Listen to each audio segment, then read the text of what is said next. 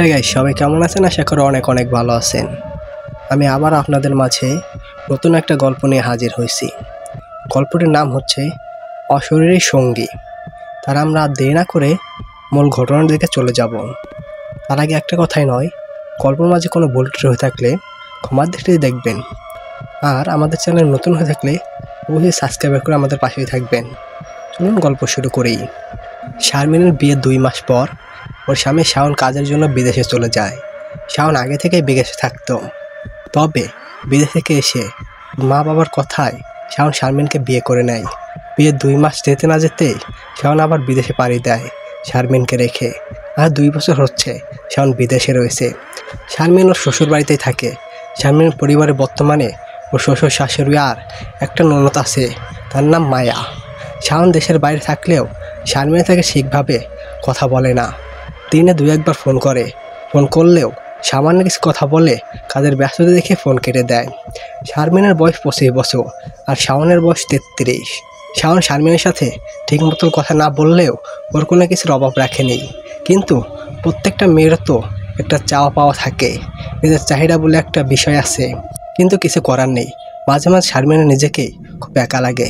ইচ্ছা হয় নিজের স্বামীর সাথে একটু সময় কাটানোর, কিন্তু চাইলেও তো সম্ভব না।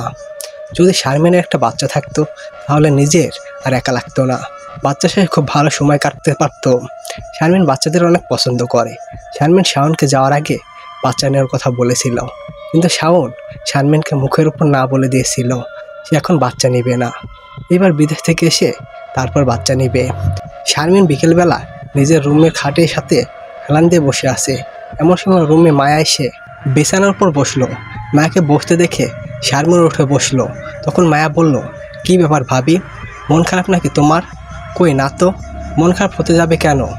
এমনি মনে হলো আর কি। ভাবলাম হয়তো ভাইয়ের জন্য মন খারাপ করে বসে আছো। তোমার ভাইয়ের জন্য তো মন খারাপ হয়ই, কিন্তু কি করব বলো, তার তো মনেই হয় না যে বাসায় শারমিন নামে কেউ আছে। দিন শেষে যদি একটু কথা বলতো তাও ভালো লাগতো, কিন্তু সেটাও তো বলে না।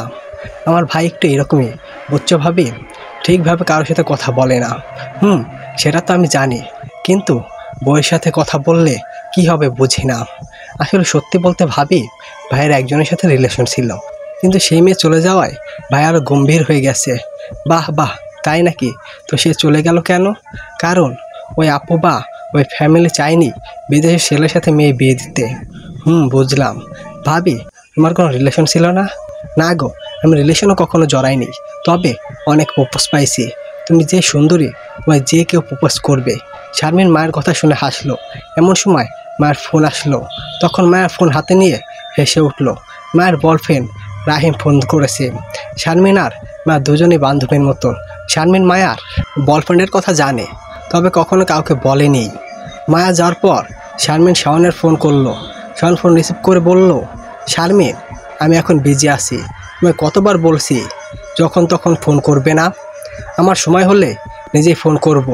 এক কথা কি কানে যায় না তোমার? এক কথা কতবার বলতে হবে? আচ্ছা, ভুল হয়ে গেছে। আসলে মনটা ভালো নেই তো, তাই ভাবলাম তোমার সাথে একটু কথা বলি।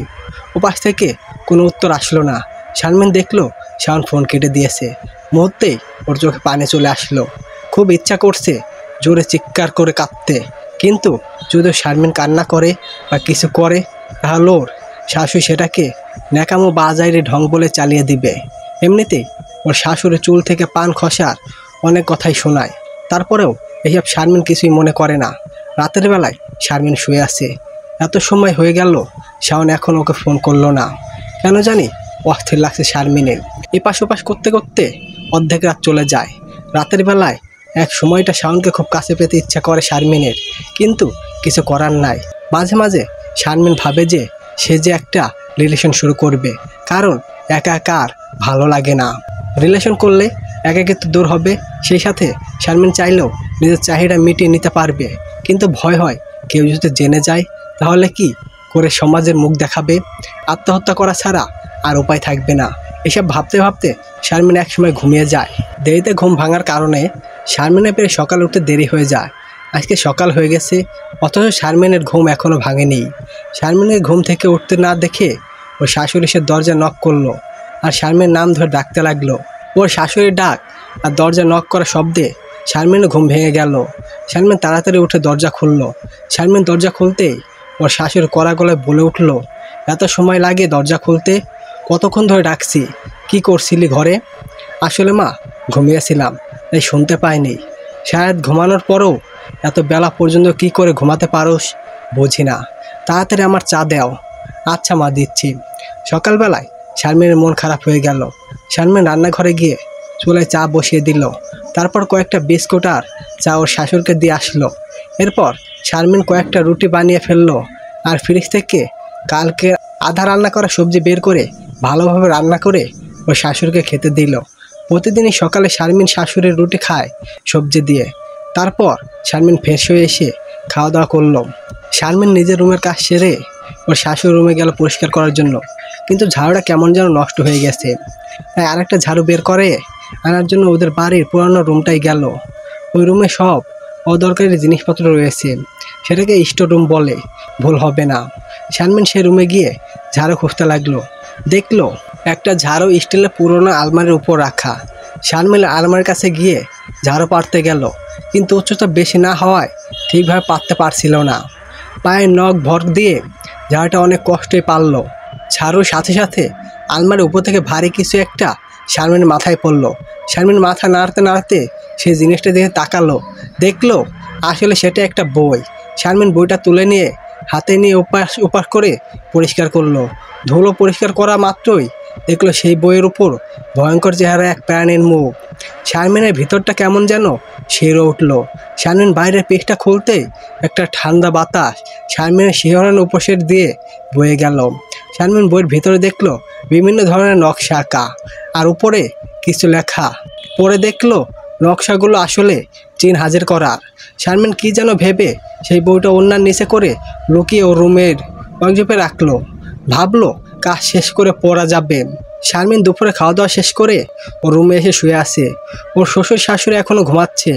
মায়া নিজের রুমে আছে হয়তো, এখন সে বয়ফ্রেন্ডের সাথে চ্যাটিং করার ব্যস্ত। শারমিন ভাবলো এখন বইটা পড়া যাক। শারমিন আলমারি হতে বইটা বের করে দেখতে লাগলো। এখানে অশরীরকে হাজির করার সম্ভব উপায় লেখা আছে। অশরীরকে একবার নিজের আয়ত্তে আনতে পারলে সে তাকে নিজের ইচ্ছা মতো ব্যবহার করতে পারবে। অশরীরকে দিয়ে সে যা চায় তাই করাতে পারবে, এমনকি চাইলেও সে অশরীরের সাথে শারীরিক সম্পর্ক করতে পারবে। শারমিনের ইচ্ছা তো শুধু এটাই। কোনো মানুষের সাথে শারীরিক সম্পর্ক করতে গেলে অনেক সমস্যার সম্মুখীন হতে হবে, কিন্তু অশরীরের সাথে করতে গেলে কেউ জানবে না সে ছাড়া, তাই সমস্যা নেই। অশরীর হাজির করতে হলে কয়েকটা মোমবাতি আর ওই নকশা আঁকার দরকার। প্রতিদিন মাঝরাতে কাজটা করতে হবে আর নিজের বাসনা অনুযায়ী অশরীরকে ডাকতে হবে। শারমিন ভাবলো এখন মোমবাতি আনতে হবে, কিন্তু বাইরে যেতে চাইলে শাশুড়ির অনুমতি নিয়ে যেতে হয়। সে সাথে সাথে মায়েকে সঙ্গে নিয়ে যেতে হয়, কিন্তু মায়েকে সাথে নিয়ে গেলে মায়ের কাছে নানা রকম প্রশ্নের সম্মুখীন হতে হবে, যেটা শারমিন হতে চাচ্ছিল না। তাই সে সুযোগের অপেক্ষা করতে লাগলো। সন্ধ্যায় একটু আগে মুহূর্তে শারমিনকে ওর শাশুড়ি মা ডাকলো। শারমিন ওর শাশুড়ির রুমে গিয়ে বলল, মা ডেকেছেন আমায়? আমার প্রেসক্রিপশনের ওষুধটা শেষ হয়ে গেছে, শাওনের বাবাকে আনতে বলবো, আর মনে নেই। তুমি একটা কষ্ট করে এনে দিবে? শারমিন এরকম সুযোগই খুঁজছিল। শারমিন হাসি মুখে বলল, হ্যাঁ মা, নিশ্চয় আনবো, আপনি থাকেন, আমি এই যাব এই আসবো। শারমিন খুশি মনে বাড়ি থেকে বের হয়ে গেল। শারমিন ওষুধ কেনার পর এক বক্স মোমবাতি আর কিছু চক নিয়ে এলো। শারমিন অপেক্ষা করতে লাগলো মাঝরাত আসার। মনে এক অজানা ভয়, উত্তেজনা দুটোই একসাথে কাজ করছে। মাঝরাতে শারমিন মেঝেতে বসে বয়ে থাকা তারার মতো চোখ দিয়ে একটা তারা আঁকলো। তারার মাঝখানে নিজের মাথায় হাতে কিছু চুল ছিঁড়ে রাখলো আর তারার প্রতিটা কোনায় একটা করে মোমবাতি জ্বালিয়ে ঘরের লাইট বন্ধ করে দিল। তারপর সে ওই তারার সামনে বসে চোখ বন্ধ করে নিজের চাহিদার কথা স্মরণ রেখে জিনকে ডাকতে লাগলো। এইভাবে কতক্ষণ ছিল শারমিনের জানা নেই। হঠাৎ ঠান্ডা বাতাসে ওর গায়ে এসে লাগলো। তখন শারমিন নিজের চোখ খুলে ফেললো। চোখ খুলে দেখলো মোমবাতি সব নিভে গেছে। শারমিন একটু হাসলো, এর মানে কাজ হচ্ছে সম্ভবত। শারমিন এসে শুয়ে পড়লো, কিন্তু সকাল ওঠার পর কিছুই বুঝতে পারলো না। এভাবে শারমিন বেশ কয়েকদিন চেষ্টা চালিয়ে গেল। শারমিন প্রতিদিনের মতো আজকেও এই কাজ করে শুয়ে পড়লো। ঘুমানোর পর হঠাৎ শারমিনের মনে হলো কেউ একজন ওর মুখের দিকে ঝুঁকে আছে। ঝুঁকে থাকায় কারো নিঃশ্বাস শারমিনের মুখে আসলে পড়তে যায়। শারমিনের ভিতর ঝড় তুলছে। আস্তে আস্তে শারমিনের নিঃশ্বাস ঘন হয়ে আসছে। শারমিনের ঠোঁট কাঁপছে। শারমিনের কাঁপা কাঁপা ঠোঁটে যেন কি ঠোঁট রেখে ভীষণ চুম্বন করতে লাগলো। আর তখন শারমিন চোখ খুললো আর তাড়াহুড়ো করে উঠে বসলো। তখন দেখলো সাদা ধোঁয়ার মতো কিছু একটা চলে গেল। শারমিন হাসলো আর মনে মনে অনেক খুশি হয়ে গেল। নিজের ঠোঁটের কামড়াতে কামড়াতে শুয়ে পড়লো। একটু পর আবার সেই অনুভূতিগুলো যেন গভীর থেকে গভীর হতে লাগলো। সকালবেলা যখন শারমিনের ঘুম ভাঙলো তখন যেন ওর শরীরের মন একদম ফুরফুরা লাগছিল। শারমিন উঠে বসলো আর ওর শরীরের দিকে তাকালো। অবাক হয়ে গেল। শারমিন সারা শরীরের কাপড়ে ছিটাফোঁটা নেই। ওর শরীরের কাপড়গুলো মেঝেতে পড়ে আছে। শারমিন বুঝতে পারলো যে যেটা কালকে স্বপ্নে দেখেছে সেটা আসলে ওর সাথে বাস্তবে ঘটেছে। শারমিন ওই রকম অবস্থায় উঠে আয়নার সামনে এসে দাঁড়ালো। ওর সারা শরীর ভিন্ন রকমের দাগ, তবে শরীরটা একটু দুর্বল লাগছে। ব্যাপার না, ঠিক হয়ে যাবে। শারমিন খুশি মনে গোসল করতে গেল। শারমিন গোসল ছেড়ে বের হয়ে আসলো। আজ কেন জানি শারমিন অনেক ভালো লাগছে। এতদিন যে ওর শরীর ভার হয়েছিল, কিন্তু আজ নিজেকে একদম হালকা লাগছে। শারমিন ড্রেসিং টেবিলে আয়নার সামনে বসে নিজের চুল আঁচড়াচ্ছে আর নিজের শরীরের ফুটে ওঠা দাগগুলো দেখছে আর অনাবত হেসেই উঠছে। এমন সময় শারমিন অনুভব করলো কেউ একজন ওর পাশেই এসে দাঁড়ালো। ওর কাঁধে কেউ গরম নিঃশ্বাস ছাড়লো। নিঃশ্বাসের আওয়াজ স্পষ্ট শারমিনের কানে আসছিল। শারমিন চোখ বন্ধ করে সেটি অনুভব করছিল। শারমিন স্বাভাবিক হয়ে হেসে বলে উঠল, আমি জানি তুমি রাতে আমার সাথে শারীরিক সম্পর্ক করেছিলে, তাই না? আর এখন আবার কী জন্য এসেছো শুনি? আমি যখন ডাকবো তখন আসবে, তার আগে না। কোনো আওয়াজ আসলো না, কিন্তু শারমিন বুঝতে পারলো ওর উপাস থেকে কিছু একটা সরে গেল। শারমিনের খুব খুশি লাগছে। সে যে অসুখকে নিজের বশে আনতে সক্ষম হয়েছে। সে চাইলেও নিজের ইচ্ছা মতো ওই অসুখকে ব্যবহার করতে পারবে। শারমিন রুম থেকে বের হয়ে বাড়ির সকলের জন্য খাবার তৈরি করে সবাইকে খেতে দিল। মায়া এখনও ঘুমে থেকে ওঠেনি। শারমিন মায়ের নাস্তা নিয়ে ও রুমে গিয়ে দেখলো মায়া শুয়ে থেকে ফোন টিপছে। শারমিন হেসে বলল, সারা রাত কথা বললেও আমার ননদের শখ মিটবে না, তাই না? সব সময় তো কি এত কথা বলো? উফ ভাবি, তুমি যদি কখনো রিলেশন করতে তাহলে বুঝতে আমরা কি কথা বলি। আচ্ছা নাও, আমার বুঝতে হবে না। এখন উঠে তাড়াতাড়ি খেয়ে নাও দেখি, চা ঠান্ডা হয়ে যাবে। ভাবি, তুমি নাস্তা করেছো? না, তোমারটা হলে আমি করব। না ভাবি, তোমার নাস্তা এখানে নিয়ে আসো, দুজনে একসাথে নাস্তা করব। আচ্ছা। শারমিন গিয়ে ওর নাস্তা নিয়ে আসলো। তারপর দুজন বিছানার উপর বসে থেকে নাস্তা খেতে শুরু করলো। মায়া চায়ের কাপে চুমুক দিচ্ছে আর শারমিনের গলার দিকে কেমন যেন তাকিয়ে আছে। হঠাৎ মায়া শারমিনকে জিজ্ঞাসা করলো, আচ্ছা ভাবি, তোমার গলায় কিসের দাগ? ওইটা দেখে মনে হচ্ছে তোমাকে গলায় কেউ লাভ ব্যাগ কিস করেছে। মায়ের কথা শুনে শারমিন ওর গলার হাত দিল। তারপর হেসে উঠে বলল, আমার লাভ ব্যাগ কিস কে করবে শুনি? এখানে কি তোমার ভাই বাসায় আছে নাকি? তাও এক কথা, আসলে অ্যালার্জি থেকে চুলকানোর কারণে এমনটা হয়েছে, তাছাড়া কিছু না। জানো তো আমার অ্যালার্জি আছে। আমারও তাই মনে হচ্ছিল, তারপরও কেন যেন প্রশ্ন করলাম না। যাজ্ঞা ছাড়ো এইসব। শারমিন আর মা দুজনে গল্প করতে লাগলো। মা বারবার শুধু ওর বয়ফ্রেন্ডের কথাই বলছিল। বেশ কিছু সময় দুজনে গল্প করার পর শারমিন এসে দুপুর রান্না করলো। দুপুরে খাবার খেয়ে শারমিনের রুমে বসে সেই বই পড়ছিল। অসুরি যাতে ওর ইচ্ছার বিরুদ্ধে কিছু করতে না পারে সেটা সে শিখে নিল। মায়ের কেন জানি শারমিনের কথা তখন বিশ্বাস হলো না। মায়া ভাবছে, ভাবি আবার রাতের বেলায় কোনো পরপুরুষকে বাসায় নিয়ে আসে না তো? কিন্তু সেটা কি করে সম্ভব হবে? বাড়ির মেন গেট বন্ধ থাকে আর চাবিটাও তো মায়ার মা বাবার কাছেই থাকে।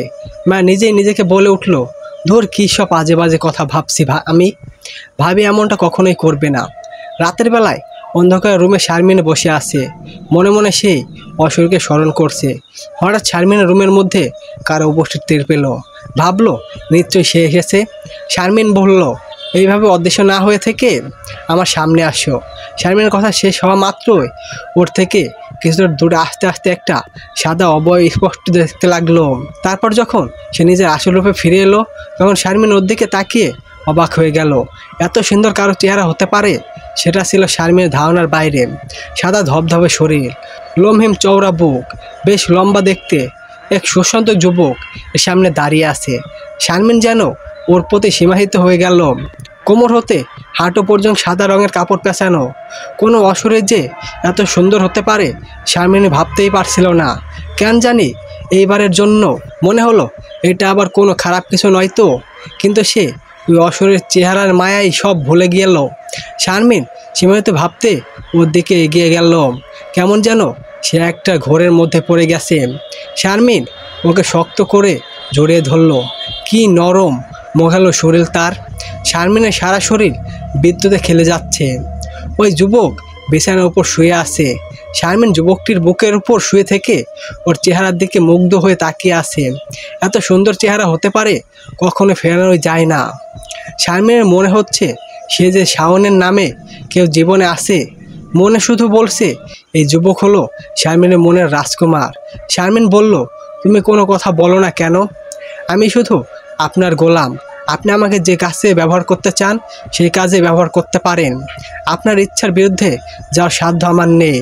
শারমিন বাঁকা ঠোঁটে হাসলো, তারপর বলল, ঠিক আছে রাজকুমার, আমি এখন সহজে ধরে নিচ্ছি, তাহলে তো তাকে আবার ফেরানো যায় না। শারমিন যুবকটির উপর থেকে উঠে নিজেকে বিব্রত করলো, তারপর নিজের মনের মতো করে যুবকটির সাথে মিলনে আবদ্ধ হলো।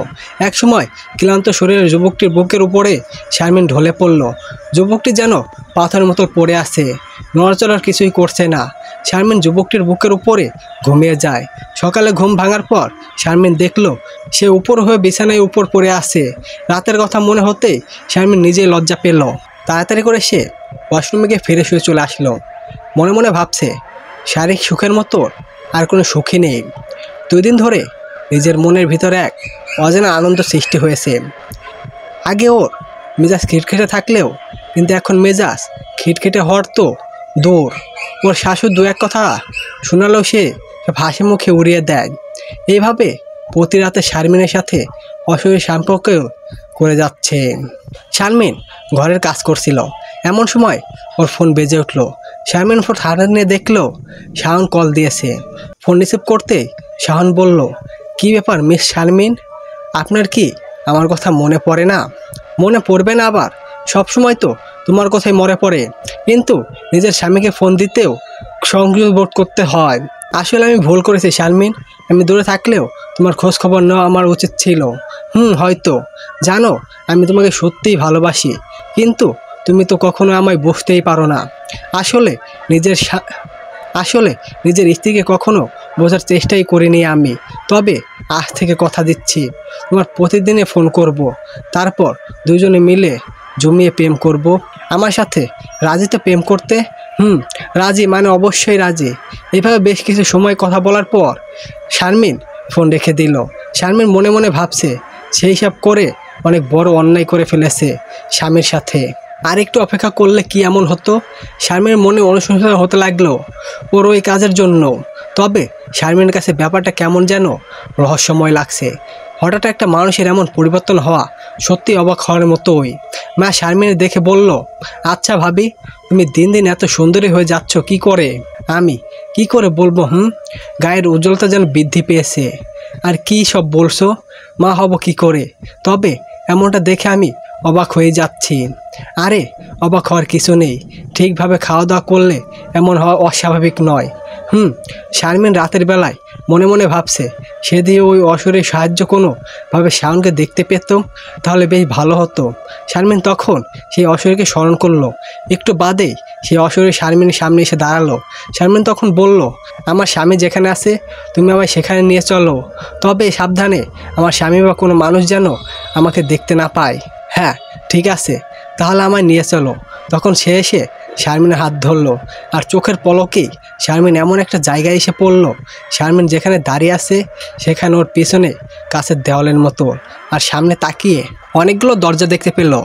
মনে হচ্ছে এগুলো এক একটা রুম। শারমিন কাছের ভিতর দিয়ে নিচে তাকাতেই ওর জান শুকিয়ে গেছে।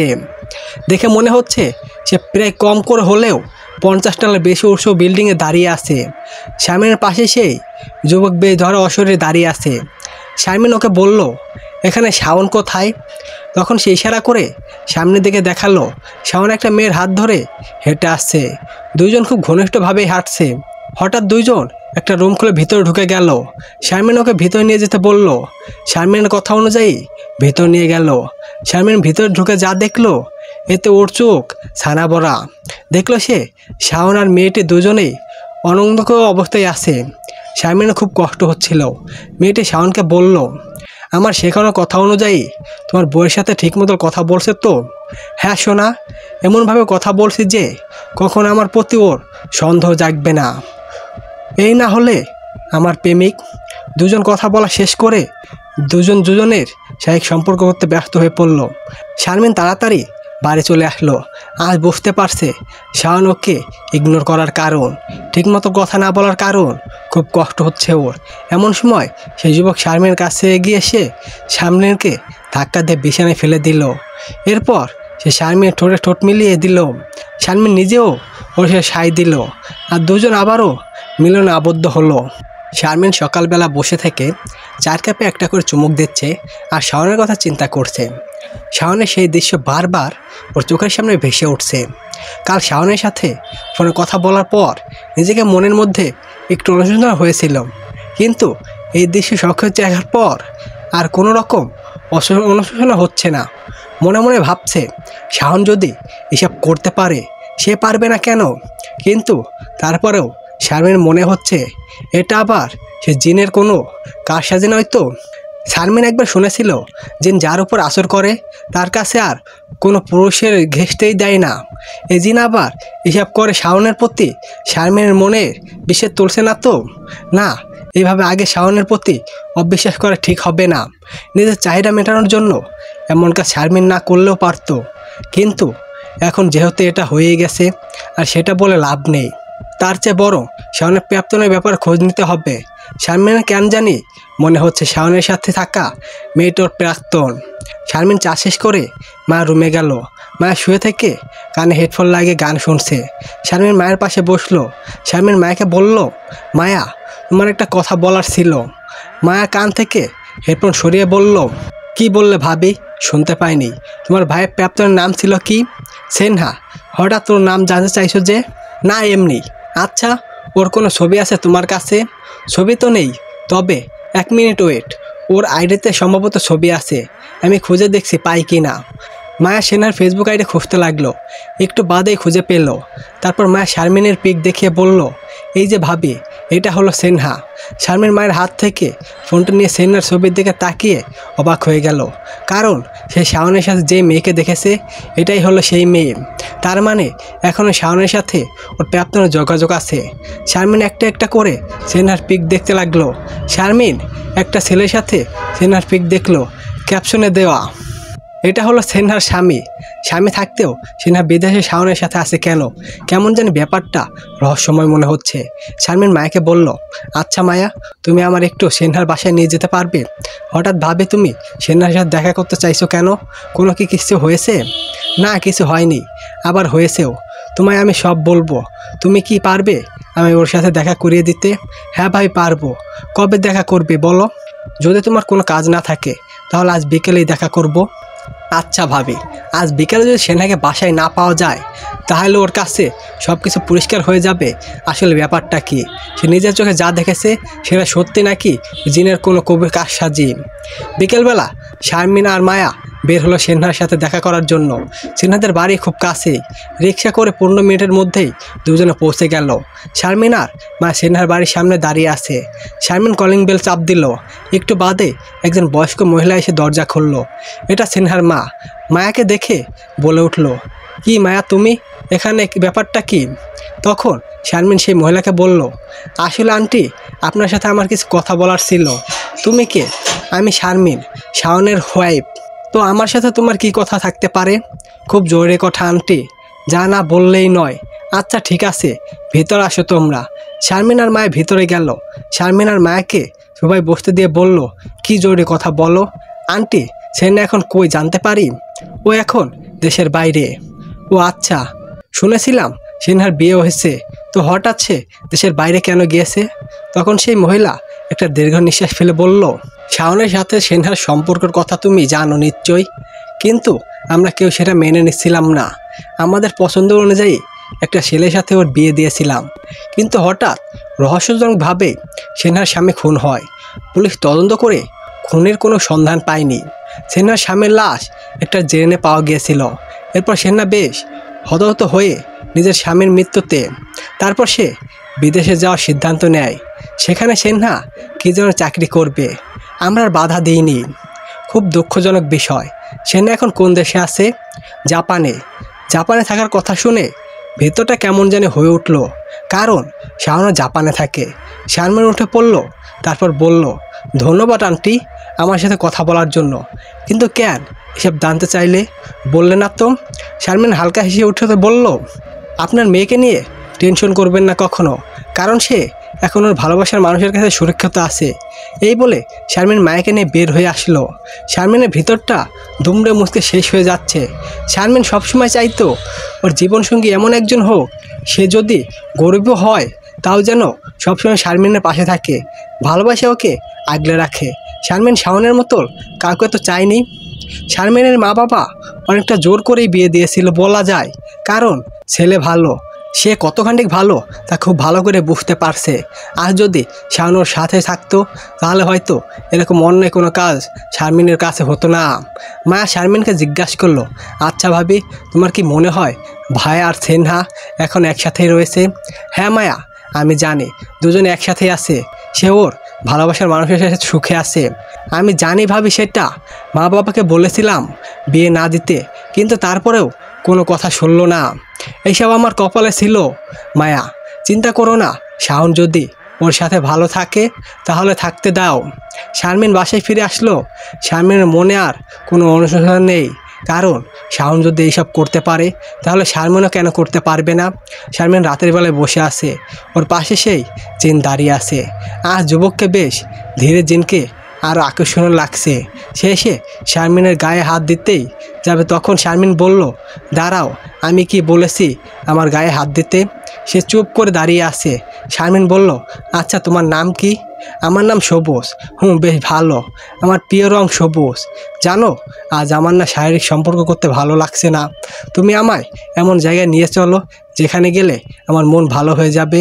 তখন সবুজ এসে শারমিনের পাশে দাঁড়ালো আর ওর হাত ধরে ফেললো। আর মুহূর্তে শারমিন যেন কোথায় পড়ে যেতে লাগলো। ভয়ে শারমিন সবুজকে জড়িয়ে ধরলো।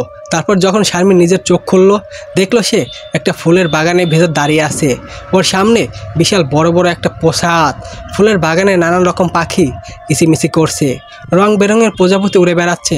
শারমিন প্রজাপতি ধরতে যাবে, তার আগে প্রজাপতি উড়ে গেল। শারমিন মন খারাপ করে দাঁড়িয়ে রইল। আর ঠিক তখন সবুজ দুই হাতের মধ্যে করে অনেকগুলো নীল প্রজাপতি এনে শারমিনের সামনে ধরলো। শারমিন খুব খুশি হয়ে গেল। শারমিন প্রজাপতিগুলো একে একে করে উড়িয়ে দিতে লাগলো। শারমিন খুশিতে সবুজকে জড়িয়ে ধরলো, তারপর ওর ঠোঁটে কিস করলো। শারমিন সবুজকে জিজ্ঞাসা করলো, এই প্রসাদটা কার? এখানে আমি থাকি, আমার ইচ্ছা করছে এখানে সারা জীবনের জন্য চলে আসি, কিন্তু এখন কোনো মানুষের থাকার অনুমতি নেই। বুঝলাম, তো এখন নিয়ে চলো আমায়। সবুজ শারমিনকে বাসায় ফিরে নিয়ে আসলো। রাত শেষ হতে এখন অনেক দেরি। শারমিনের মনটা খারাপ ছিল, কিন্তু সবুজের কারণে ওর মনটা ভালো হয়ে গেল।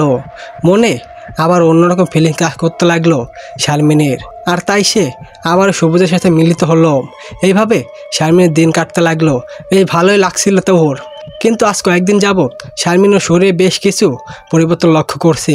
ব্যাপারটা ওর কেমন জানি সুবিধার লাগছে না। সবসময় মাথা ঘোরায়, সাথে বমি বমি ভাব তো আছে। শারমিন মনে মনে ভাবছে, সে আবার প্রেগনেন্ট নয় তো? কিন্তু জিনের সন্তান কি মানব শরীরে আসতে পারে বলে মনে হয় না। সকালবেলায় বাথরুমে গিয়ে শারমিন বমি করে ফেললো। ব্যাপারটা কেমন যেন সিরিয়াস লাগছে শারমিনের। ভাগ্যিস বমি করাটা কেউ দেখেনি, নয়তো নানান রকম প্রশ্নের সম্মুখীন হতে হতো শারমিনের। শারমিন প্রেগনেন্সি টেস্ট কিট এনে পরীক্ষা করে অবাক হয়ে গেল। 2 দাগ দেখাচ্ছে। এবার কি করবে সে? কিছু একটা করতে হবে। শারমিন ওর বান্ধবীর বড় বোন জিনিয়াকে ফোন করলো, ওর সাথে কথা বলল। জিনিয়া বেশ ভালো একজন ডাক্তার। শারমিন ওর শাশুড়িকে বাবার বাড়ি যাওয়ার কথা বলে কোনো মতে ম্যানেজ করে বেরিয়ে পড়লো। শারমিন এখন জিনিয়ার চেম্বারে বসে আছে। জিনিয়া এসে বলল, তো শারমিন, কী খবর তোমার? এই তো আপু ভালো। তো তোমার সমস্যা কি, খুলে বলো। শারমিন তখন জিনাকে বলল, কিন্তু সে কার সাথে শারীরিক সম্পর্ক করেছে সেটা আর বলল না। জিনা এইসব শুনে বলল, শারমিন, আমি যতদূর জানি তোমার স্বামী আজ 2 বছর যাবৎ বিদেশে আছে। তুমি প্রেগনেন্সি কী করে হতে পারো? কিছুই বুঝতে পারছি না আমি। আচ্ছা চিন্তা করো না, সব পরীক্ষা করলে জানা যাবে। জিনিয়া শারমিনকে নিয়ে গিয়ে কিছু টেস্ট করালো। কিছু সময় পর রিপোর্ট হাতে আসার পর জিনিয়া রিপোর্ট দেখে শারমিনের দিকে মুখ মলিন করে বলল, হ্যাঁ শারমিন, তোমার কথা ঠিক, তুমি মা হতে চলেছ। এটা শুনে শারমিন মুখ শুকিয়ে গেল। জিনিয়া শারমিনের হাত ধরে বলল, আমি আসলে তোমার ব্যাপারে বুঝতে পেরেছি। বিয়ের পরেই তোমার স্বামী চলে গেছে। আমি জানি প্রত্যেকটা মানুষের একটা চাহিদা থাকে, কিন্তু তোমার একটু সতর্ক হওয়া উচিত ছিল। এটা সম্ভব হতো না কখনো। কেন? জিনিয়া হঠাৎ আলট্রাগ্রাফি রিপোর্টের দিকে তাকিয়ে বেশ ঘাবড়ে গেল আর বেশ জোরে সোরে বলে উঠল, এটা কি হয়েছে আপু? দেখি, তুমি তাড়াতাড়ি আমার সাথে এসো, আবার তোমাকে পরীক্ষা করতে হবে। জিনিয়া শারমিনকে আলট্রা করানোর জন্য নিয়ে আসলো। শারমিনের আলট্রা করানোর সময় মনিটরের দিকে তাকিয়ে বেশ ভয় পেয়ে গেল। ভয়াত্মক চোখে শারমিন তাকিয়ে বলল, শারমিন, তোমার পেটে মানুষের পরিবর্তে এটা কি? শারমিন মনিটরের দিকে তাকিয়ে দেখলো ওর পেটের ভিতরে ধোয়া কুশিতের মতো কি যেন ঘুরছে, আর সেই কুণ্ঠিতে একটা মানুষের মতো মুখ ফুটে উঠেছে, আর হাতে মনে হচ্ছে সুশালা কুশি একটা আছে, যার দ্বারা মনে হচ্ছে সে শারমিনের পেট ফেটে বাইরে বেরিয়ে আসবে। কিন্তু এরকম হওয়ার সত্ত্বেও শারমিনের পেটে কোনো ব্যথা বা কোনো কিছুর অনুভব করছে না। জিনিয়া মনিটরের দিকে তাকিয়ে বারবার এই দৃশ্য দেখছে। জিনিয়া ওর জীবনে প্রথম এরকম কিছু দেখতে পেল। জিনিয়া শারমিনকে বলল, আমি বিশ্বাস করতে পারছি না যে তোমার পেটে মানুষের পরিবর্তে অন্য কিছু বেড়ে উঠছে। জিনিয়ার কথা শুনে শারমিন হাসলো। শারমিনকে হাসতে দেখে জিনিয়া অবাক হয়ে বলল, তুমি হাসছো কেন? সত্যি বলতে আপু, আমি যদি কোনো মানুষের সাথে শারীরিক সম্পর্ক হতো তাহলে অবশ্যই আমার পেটে কোনো মানুষের সন্তানই থাকতো, কিন্তু আমার তো সেটা হয়নি। জিনিয়া অবাক হয়ে জিজ্ঞাসা করলো, তোমার কথা আমি বুঝতে পারছি না, ভালোভাবে বুঝিয়ে বলো। আমার একটা জিনের সাথে শারীরিক সম্পর্ক হয়েছে, আর আমার পেটে তারই সন্তান। জিনিয়া শারমিনের কথা শুনে অবাক হয়ে গেল। মেয়েটা কি বলছে এইসব? জিনিয়ার কথাটা বিশ্বাস হচ্ছিল না, কিন্তু বিশ্বাস না করেও উপায় নেই। জিনিয়া শারমিনকে জিজ্ঞাসা করল, এটা কি করে হতে পারে শারমিন? কিন্তু এটাই হয়েছে। এরপর শারমিন জিনিয়াকে শুরু থেকে সবটা বলল। সব শুনে জিনিয়া কেমন যেন হতবাক হয়ে গেল। সে কি বলবে বুঝতে পারছে না। শারমিন বলল, আচ্ছা আপু, আপনি এবং আমার অ্যাডমিশনের ব্যবস্থা করুন। আমি এটাকে আমার পেটে রাখতে চাই না। সেটা আদৌ সহজ হবে বলে মনে হচ্ছে না, কারণ এমন অবস্থায় আমি অ্যাডমিশন করার সাহস পাচ্ছি না। কোনো ওষুধের মাধ্যমে কিছু করা যাবে না? আমি তোমাকে একটা ওষুধ দিচ্ছি, তুমি সেটা খেয়ে দেখতে পারো, আর কি না হয় ফোন করে জানিও। ঠিক আছে আপু। শারমিন হাসপাতাল থেকে বাসায় এসে ওষুধ খেয়ে নিল।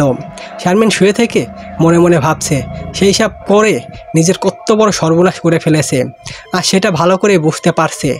নিজের পেটে এক অবৈধ সন্তান, তাও আবার সেটা কোনো মানুষের নয়। এসব কিছুর জন্য শাওন দায়ী। শারমিন উঠে গিয়ে আলমারি হতে সেই বইটা বের করে দেখতে লাগলো এটার কোনো সমাধান আছে কি না, কারণ শারমিনের মনে হচ্ছে না এইসব ওষুধের কোনো কাজ হবে। শারমিনের মনে যেটা বলে সেটাই একদম সত্যি হয়ে যায়। শারমিন সারা বই তন্ন তন্ন করে খোঁজে, এবার কোনো সমাধান খুঁজে পেল না। বইতে কোনো কিছুর সমাধান দেওয়া নেই। শারমিন চিন্তায় পড়ে গেল। এমন সময় দেখলো ওর সামনে সবুজ দাঁড়িয়ে আছে। শারমিন সবুজকে দেখে বলল, কী ব্যাপার তুমি এখানে? তোমার পেটের বাচ্চাকে তুমি নষ্ট করতে পারো না, কিন্তু যেভাবেই হোক আমি নষ্ট করব। তুমি একদম আমায় বাধা দেওয়ার চেষ্টা করবে না। আমার সন্তান পৃথিবীর মুখ দেখার সুযোগ করে দাও। যদি ওকে হত্যা করো তাহলে এর ফল খুব খারাপ হয়ে যাবে, কারণ পরে আফসোস করতে হবে। পরেরটা পরে দেখব। তুমি আমার গোলামের মতো থাকো। সবুজ এইরকম রাগিনী অদৃশ্য হয়ে গেল। আজ 2 দিন হয়ে গেল, কিন্তু শারমিনের বাচ্চা নষ্ট হওয়ার কোনো লক্ষণ নিজের মতো দেখতে পেল না। দেখে সে জিনিয়াকে ফোন করলো। হ্যালো আপু, এখন পর্যন্ত তো কিছুই হলো না, আমি এখন কি করব? আমার তো বেশ ভয় করছে। চিন্তা করো না, আমি দেখছি কি করা যায়। জিনিয়া ফোন রেখে দিল। শারমিন আয়নার সামনে দাঁড়িয়ে নিজেকে দেখতে লাগলো। কতটা চরিত্রহীন মনে হচ্ছে নিজেকে। নিজের প্রতি নিজেরই এক ধরনের ঘৃণা জন্ম নিচ্ছে। শারমিন খেয়াল করে দেখলো আগের 2 দিনের চেয়েও ওর পেট বেশ বড়সড় দেখাচ্ছে, যা শারমিনকে আরও বেশ ঘাবড়িয়ে তুলছে। হঠাৎ শারমিন ফোন বেজে উঠলো। শারমিন ফোন হাতে নিয়ে দেখলো জিনিয়া আবার ফোন করেছে। শারমিন ফোন রিসিভ করতে জিনিয়া বলল, শারমিন, তোমার সমস্যার সমাধান একটাই উপায় পাওয়া গেছে। কি সেই উপায় আপু? শোনো, এই বাচ্চা নষ্ট করার জন্য আমাদের কবিরাজের সাহায্য নিতে হবে। হয়তো ভাবছো ডাক্তার হয়ে আমি এইসব বলছি কেন, কারণ ছোটোবেলায় আমি গ্রামে বড় হয়েছি। সেই সময় জিন সম্পত্তি অনেক ঘটনায় নিজের চোখে দেখেছি। আর পৃথিবীতে জিনের অস্তিত্ব আছে, এটা সত্য। তাই আমি ভেবেচিন্তে এটাই মাথায় আসলো, আর এটা একমাত্রই পথ। এর জন্য তোমাকে আমার সাথে আমাদের গ্রামে যেতে হবে। আচ্ছা আপু, আমি যাব। খুব তাড়াতাড়ি যেতে হবে, বেশি দেরি করলে তোমার কোনো ক্ষতি হয়ে যেতে পারে। আচ্ছা। শারমিন জিনিয়ার সাথে কথা বলা শেষ করে মনে মনে ভাবতে লাগলো, এখন যে করেই হোক ওর শাশুড়িকে ম্যানেজ করতে হবে। শারমিন ওর শাশুড়ি রুমে গিয়ে দেখলো তিনি বসে থেকে পান খাচ্ছেন আর টিভিতে সিরিয়াল দেখছেন। শারমিন দরজার পাশে দাঁড়িয়ে বলল, মা, আসবো? শারমিনের শাশুড়ি টিভির দিক থেকে চোখ সরিয়ে শারমিন তাকিয়ে বলল, হ্যাঁ আসো। শারমিন ভিতরে এসে ওর শাশুড়ির কাছে এসে বসলো। তারপর বলল, মা, আপনাকে একটা কথা বলার আছে। বলো, কি কথা? আসলে মা, আমার একটা ছোটোবেলার বান্ধবী আজ ফোন করেছিল। কাল নাকি ওর ছেলের বার্থডে, তো আমাকে যেতে বলছে ওর বাসায়। শারমিনের কথা শুনে ওর শাশুড়ি কেমন করে যেন তাকালো, তারপর হেসে উঠে বলল, আচ্ছা মা, যেও। তোমার এই কথা শুনে আমার ছোটোবেলার বান্ধবীর কথা মনে পড়ে গেল। বিয়ের পর আমরা সেই দাওয়াতে গিয়েছিলাম। আমি ঠিক তোমার মতোই আমার শাশুড়িকে এইভাবে বলেছিলাম। ও আচ্ছা, তাই? তো উনি আপনাকে যেতে দিয়েছিলেন? তুমি যেতে পারো, তবে সাবধানে রাস্তাঘাটে চলাফেরা করবে, কেমন? আচ্ছা মা। শারমিন খুশি মনে ওর শাশুড়ির রুম থেকে বের হয়ে গেল। তারপর জিনিয়াকে জানিয়ে দিল সে কাল সকালে আসছে। রাতের বেলায় সবুজ আবার আসলো। সবুজ শারমিনকে বলল, আপনি যে কাজ করতে চেয়েছেন এটা কিন্তু ঠিক হচ্ছে না। ভালোই আমার সন্তানকে পৃথিবীতে আসতে দেন। এটা কোনোভাবেই সম্ভব না, বুঝতে পারছো? আমার তোমার সাথে এসব করা ঠিক হয়নি। আমার সন্তানকে হত্যা করলে এর জন্য আপনাকে চরম শাস্তি পেতে হবে। শারমিন রেগে গিয়ে ওর মাথায় হাতে একটা চুল ছিঁড়ে কি যেন পরে সেটা সবুজের দিকে ছুঁড়ে মারতেই সে কেমন যেন নিস্তব্ধ হয়ে গেল। আসলে শারমিন সবসময় এইভাবেই সবুজকে নিজের আয়ত্তে রেখে ওকে ব্যবহার করেছে। শারমিন সবুজকে চলে যেতে বলল, তখন সে অদৃশ্য হয়ে গেল। পরের দিন সকালে শারমিন জিনিয়ার সাথে দেখা করলো। যাওয়ার সময় ওই বইটা নিয়ে গেল, কারণ সেই বইটা কাজে লাগতে পারে ওর। জিনিয়া ওর গাড়িতে করে শারমিনকে নিয়ে গেল। যাওয়ার পথে শারমিন আর জিনিয়া গল্প করতে করতে গেল। প্রায় 1.5-2 ঘন্টা পর গ্রামে পৌঁছে গেল। গাড়ি থেকে নেমে দুজন গ্রামের মাটিতে হাঁটতে লাগলো। অনেকদিন পর গ্রামের মানুষ জিনিয়াকে দেখে এগিয়ে এসে 1-2 কথা বলতে লাগলো। জিনিয়া বেশ হাসি মুখে সবার সাথে কথা বলছিল। শারমিন খেয়াল করে দেখলো দূরে একটা গাছের সাথে হেলান দিয়ে সবুজের মতো দেখে কেউ একজন দাঁড়িয়ে আছে। শারমিন ওই দিকে তাকিয়ে আছে। ভালোভাবে খেয়াল করে দেখলো এটা আসলে সবুজ। ওর মুখে কেমন যেন লাল বর্ণ ধারণ করছে। শারমিনের মনে একটু ভয় হচ্ছিল। এমন সময় জিনিয়া বলল, কি হলো শারমিন, ওই দিকে তাকিয়ে কি দেখছো? কই কিছু না তো। আচ্ছা চলো এখন। জিনিয়া শারমিনকে নিয়ে সেই কবিরাজের বাসায় আসলো। 3 শেড বাড়ি, পুরো বাড়ি দেওয়াল দিয়ে ঘেরাও করা। বাড়ির ভিতরে ঢোকার পর দেখলাম বিশাল এক এরিয়া নিয়ে বাড়িতে তৈরি করা। ভিতর নানা রকম গাছগাছালি, মাঝখানে বাড়ি। জিনিয়ার শারমিনকে দেখে মাত্র একটা লোক ওদের সামনে এসে বলল, কি ব্যাপার, আপনারা কারা? আমি কবিরাজ রহিমের সাথে দেখা করতে এসেছি। উনি আর কারো কোনো কাজ করে না, জানি। গিয়ে বলেন জিনিয়া এসেছে। তখন সে লোক ভিতরে চলে গেল। একটু বাদেই ভিতর থেকে রহিম কবিরাজ বেরিয়ে এলো। বয়স প্রায় 60 পার হয়ে গেছে ওনার। তিনি এসে জিনিয়াকে দেখে বলল, কি খবর মা, কেমন আছো তুমি? এই তো ভালো আছি চাচা, আপনি কেমন আছেন? এই বয়সে আর কেমন থাকি মা, তো আজ হঠাৎ কি মনে করে আসলে? তখন জিনিয়া শারমিনকে দেখে বলল, এই মেয়ে একটা বিপদে পড়েছে চাচা, আপনি দয়া করে ওকে সাহায্য করুন। তখন রহিম শারমিনের দিকে তাকিয়ে চোখ বড় বড় করে বলল, এই মেয়ে তো দেখছি নিজের পায়ে নিজেই কুড়াল মেরেছে, আপনি দয়া করে কিছু একটা করুন চাচা। আচ্ছা তুমি আমার সাথে ভিতরে আসো, আর জেনিয়া তুমি আমার ঘরে বসো। রহিম শারমিনকে নিয়ে নিজের ঘরে চলে গেলেন। রহিম শারমিনকে বসতে বললেন। শারমিন চুপচাপ বসে পড়ল। রহিম শারমিনকে জিজ্ঞাসা করলো, এখন বলো কিভাবে কি হয়েছে? শারমিন তখন রহিম কবিরাজকে প্রথম থেকে সব কিছু খুলে বলল। তখন রহিম চিন্তায় হয়ে বলল, আগুন নিয়ে যখন খেলেছো, আগুন তো তোমাকে জ্বালিয়েই দেবে। আচ্ছা চাচা, এই বাচ্চা নষ্ট করার কি কোনো উপায় নেই? উপায় আছে, তবে বাচ্চা নষ্ট করার পর সাথে সাথে সেই তোমার বয়স থেকে ছুটে যাবে। যে বইয়ের সাহায্য এসব করেছো সেটা কি এনেছো? হ্যাঁ এনেছি। শারমিন ওই ব্যাগ থেকে সেই বইটা বের করে রহিমের হাতে দিল। রহিম বইটা হাতে নিয়ে চোখ বড় বড় করে বলল, তোমার সাথে যে আছে সে কোনো জিন নয়, সে একটা অভিশপ্ত পিশাচ। আর তোমার পেটে এই বাচ্চা পিশাচের বাচ্চা। কারণ জিন তোমার সাথে শারীরিক সম্পর্ক করলেও ওদের বাচ্চা তোমার পেটে আসার চান্স খুবই কম। আর ওরা তোমার ইচ্ছার মতো কিছুই করতো না, ওদের নিজেদের মতো যা করার করতো। আর এতদিন তুমি বাঁচতেও না। আর এই পিশাচ তোমার মাধ্যমে ওই সন্তান পৃথিবীতে আনতে চায়। এই পিশাচ যতদিন তোমার বসে থাকবে ততদিন তুমি ওকে নিজের ইচ্ছা মতো ওকে ব্যবহার করতে পারবে, কিন্তু তোমার বস ছুটে গেলে সে তোমার কাল হয়ে দাঁড়াবে। খুব ভালো ভাবে ফেঁসে গিয়েছো মা তুমি। তাহলে এখন কি করব? দাঁড়াও। রহিম উঠে গিয়ে একটা বক্স হতে কী যেন বের করে শারমিনের হাতে দিল। তারপর সে জিনাকে ডেকে পাঠালো আর শারমিনকে বাইরে যেতে বলল।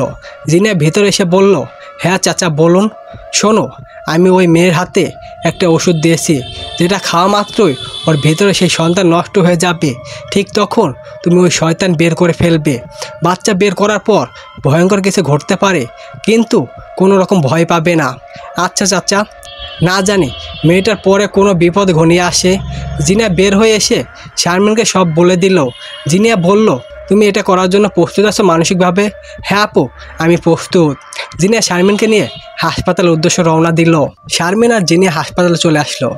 শারমিনকে অপারেটর থিয়েটারে নিয়ে যাওয়ার পর জিনিয়া শারমিনকে বলল, এখন ওষুধটা খেয়ে নাও। শারমিন ওর ব্যাগ থেকে ওষুধটা বের করলো। কাগজে মোড়ানো বাঁধা ওষুধ খুলে দেখলো ভেতরে একটা পান পাতা আর কালো রঙের কি যেন। শারমিন জিনিয়ার দিকে তাকালো। জিনিয়া শারমিনকে ইশারায় খেতে বলল। শারমিন পান পাতার ওষুধ মুখে খেয়ে ফেললো। ওষুধ খাওয়ার মাত্রই শারমিন কেমন জানি অস্থিত বোধ লাগতে শুরু করলো। শরীর প্রচণ্ড রকমের ভাবে ঘামছে। জিনিয়া বলল, শারমিন তুমি ঠিক আছো? হ্যাঁ আপু, ঠিক আছি, তবে শরীর খুব অস্থিত হচ্ছে। একটু কষ্ট সহ্য করো, ঠিক হয়ে যাবে। হঠাৎ শারমিন ওর পেট ধরে চিৎকার করতে লাগলো। মনে হচ্ছে শারমিনের পেটের ভিতর সব কিছু উল্টোপাল্টো করে ফেলছে। শারমিনের যন্ত্রণা বাড়তে লাগলো। তখন জিনিয়ার সাথে সাথে শারমিনের বেডে শুয়ে ওকে একটা ইনজেকশন দিল। শারমিন ছটফট করতে করতে জ্ঞান হারিয়ে ফেললো। জিনিয়া তখন শারমিনের অ্যাবর্শন করে ফেললো। শারমিনের পেট থেকে যেটা বের হয়ে আসলো সেটা দেখে মাত্র জিনিয়া সহ সেখানকার প্রত্যেকটা নার্স জানে শুকিয়ে গেল। সেটি বাচ্চার মতো দেখতে হলেও তার গায়ের রং কালো কুচকুচে, চোখ একদম লাল টকটকে। হঠাৎ সে ভয়ঙ্করভাবে জোরালো চিৎকার করে উঠল। জিনিয়া সহ হাসপাতালে সবাই সেই চিৎকার শুনে ছুটে আসতে লাগলো। হঠাৎ সেটি এক ধরনের কালো ধোঁয়ার পরিণত হয়ে চিৎকার করতে করতে অদৃশ্য হয়ে গেল। এমন ভয়ঙ্কর দৃশ্য দেখে সবাই হতভম্ব হয়ে গেল। প্রত্যেকের চোখে মুখে ভয়ের ছাপ স্পষ্ট ফুটে উঠেছে। বেশ কিছুক্ষণ পর শারমিনের জ্ঞান ফিরে আসলো। চোখ খুলতেই শারমিন কেমন যেন লাগতে শুরু করলো। সব কিছু ঘোলাটে ঘোলাটে লাগছে। শারমিন নিজের পেটে হাত দিল, কিছু অনুভব করার চেষ্টা করলো। জিনিয়া শারমিনের কাছে এসে বলল, শারমিন এখন তোমার কেমন লাগছে? ভালো লাগছে আপু। আমার পেটের বাচ্চা, ওইটাকে নষ্ট করে বের করা হয়েছে। আর চিন্তা করো না তুমি। শারমিন উঠে বসার চেষ্টা করলো। ওর শরীর ভীষণ খারাপ লাগছে। শারমিন জিনিয়াকে বলল, আপু সে দেখতে কেমন ছিল? জিনিয়া শুকনো মুখে শারমিনকে সব বলে দিল। শারমিন সব শুনে নিজে কেমন অসুস্থ উঠছে আর কাঁদতে কাঁদতে বলতে লাগলো, এই সব কিছুর জন্য আমি দায়ী আপু। যতই সে পেশাদের সন্তান হোক না কেন, সে তো আমার নিজের সন্তানও ছিল, কিন্তু এছাড়া আর উপায় নেই। এই কাজ করে এমনিতে অনেক বড় পাপ করেছি। প্লিজ শারমিন তুমি নিজেকে দায়ী করো না। এমন ভুল মানুষের হতে পারে। আপু আমার স্বামী যদি দূরে থাকা সত্ত্বেও যদি আমার সাথে একটু সময় দিত, তাহলে হয়তো আমি এমন খারাপ কাজ করাও চিন্তায় মাথায় আনতাম না। আমি বুঝতে পারছি শারমিন তোমার কষ্ট, তুমি আর কষ্ট পেও না আপু, সব ঠিক হয়ে যাবে। জিনিয়া শারমিনের চোখের পানি মুছে দিল। শারমিন বলল, আপু আমার বাসায় যেতে হবে, তা না হলে আবার আমার শাশুড়ি রাগ করতে পারেন। এই শরীর নিয়ে যেতে পারবে না তুমি? না আপু, কষ্ট হলে আমার যেতে হবে। জিনিয়া শারমিনকে আর কিছু বলল না। জিনিয়া শারমিনকে কয়েকটা ওষুধ দিল। শারমিন বেশ কষ্ট করে ওর বাসায় ফিরে আসলো। বাসায় এসে গোসল করলো। এখন একটু ভালো লাগছে, তবে শরীরটা ভীষণ দুর্বল। বাসায় হয়তো রান্না করা হয়নি, এখন আবার রান্না করতে হবে। শারমিনের ইচ্ছা হচ্ছে না যে সে এখন কোনো কাজ করবে।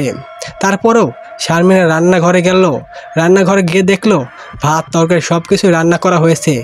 রান্নাঘরে শারমিনকে দেখে মায়া বলল, ভাবি রান্নাঘরে কি করছো? কিছু না, আমি রান্না করতে এসেছিলাম, কিন্তু দেখি সব রান্না করা আছে।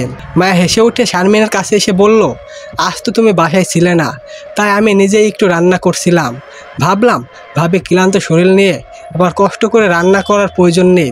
শারমিন হেসে উঠে মার গাল টেনে বলে, আমার নন্নরিটা আমায় কত ভালোবাসে। মায়া শারমিনের হাত ধরে অবাক হয়ে বলল, ভাবি তোমার হাত তো এত গরম কেন? এমনিতেই। মায়া শারমিনের কপালে হাত রেখে বলল, ভাবি তোমার শরীর তো জ্বরে পড়ে যাচ্ছে, আর তুমি বলছো এমনি। দেখো আমার সাথে এসো তো। মায়া শারমিনকে টেনে উপরে ঘরে নিয়ে গিয়ে বলল, তুমি এখন শুয়ে থাকো, আমি আসছি। মায়া গিয়ে তাড়াতাড়ি করে লুডুস রান্না করে নিয়ে আসলো। তারপর মায়া নিজের হাতে শারমিনকে খাইয়ে দিতে লাগলো। শারমিনের চোখে পানি ছলছল করছে। সে কিভাবে পারল এদের এমন ভালোবাসা ফুলে গিয়ে একটা নির্দিষ্ট কাজ করতে। শারমিন খাওয়া শেষে ওষুধ খেয়ে শুয়ে পড়ল। একটু বাদে শারমিনের ফোন বেজে উঠল। শারমিন ফোন হাতে নিয়ে দেখলো শাওন কল করেছে। শারমিন ফোন রিসিভ করতে শাওন বলল, কেমন আছো জান পাখি?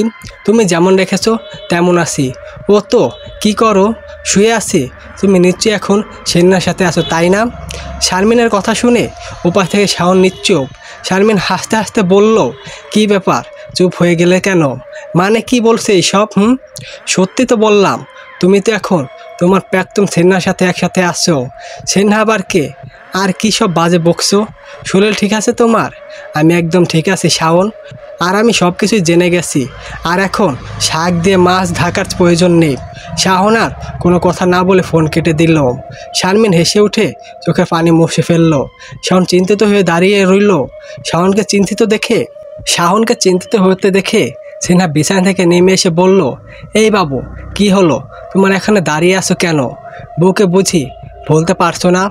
আসলে তা নয়, শারমিন আমাদের ব্যাপারটা জেনে গেছে। হোয়াট? এইসব জানলো কি করে? সেটাই তো বুঝতে পারছি না। আচ্ছা বাদ দাও, আর যত তাড়াতাড়ি সম্ভব ওকে বিদায় করে ব্যবস্থা করো। শারমিন রাতে ঘুমিয়ে আসে। আজ ওর শরীর অনেক খারাপ। হঠাৎ শারমিনের ঘুম ভেঙে গেল। ঘুম ভাঙতেই শারমিন ফোনে হাত দিয়ে দেখলো রাত 3টা বাজে। এমন সময় দেখলো ওর থেকে কিছুটা দূরে সবুজ দাঁড়িয়ে আছে। সবুজকে দেখে মনে হচ্ছে সে ভীষণ রেগে আছে। শারমিন উঠে বসলো। মাথায় কেমন ঘুরছে ওর। শারমিন বলল, তুমি এখানে আসছো কেন? আমি তো তোমায় ডাকিনি এখানে।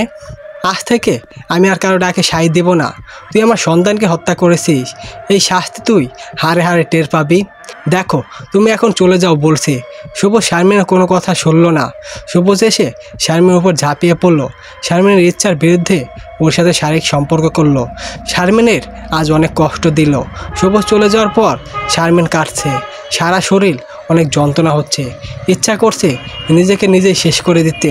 কোনো মতে শারমিন উঠে বসলো। এমন সময় সবুজ আবার আসলো।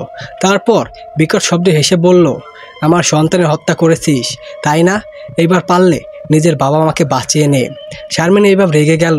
তারপর বলল, দরকার পড়লে তুই আমায় মেরে ফেল, নয়তো কি করবি কর, কিন্তু আমার বাবা মাকে কিছুই করিস না। শারমিনের কথা শেষ হওয়ার আগেই সবুজ অদৃশ্য হয়ে গেল। শারমিন এত রাতে এখন কি করে বুঝতে পারছে না।